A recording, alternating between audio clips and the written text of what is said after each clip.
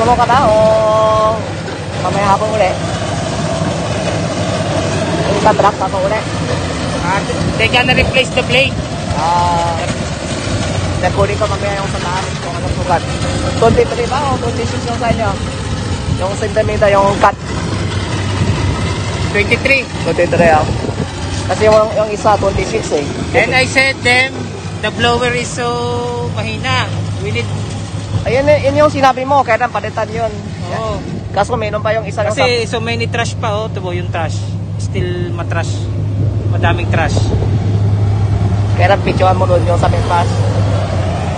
They check the solenoid, they remove it, and then... Ang sabi sa akin, ang check nila, yung makina. Pero sa mga gilid, hindi natin natingnan. Kaya sabi niya kasi, hindi mo na sinabi sa kanila. Kaya... No, they check the fan, they remove it. Then we check it. It's not working, then they put it back.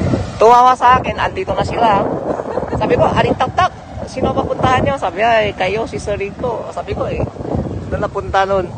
Yung kung sino na, kayo pa punta sa kanya o siya lang punta dito? No, the previous owner. Yung sa latte. Oh, yung dating owner niya. Kasi yung sa alitak-tak, kayo lang kausap ko truck to eh. Kaya sabi ko, meron yun eh. Because pinili ko yan second hand. Hindi brand new. Not brand new.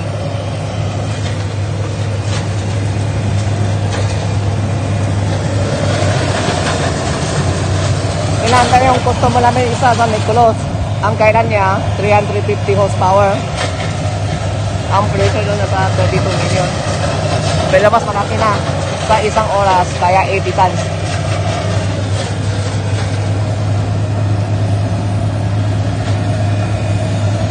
Kanyan yung demo namin noon March 17 sa Magkulod. Kaso noon kasi video pangin ng panahon. Kaya hindi ko na video. Naputikan.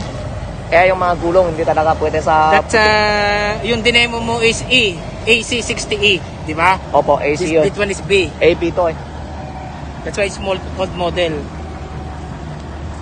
Siya kikita mo nung sa makina yung layout na floppy doon eh. 2020 eh.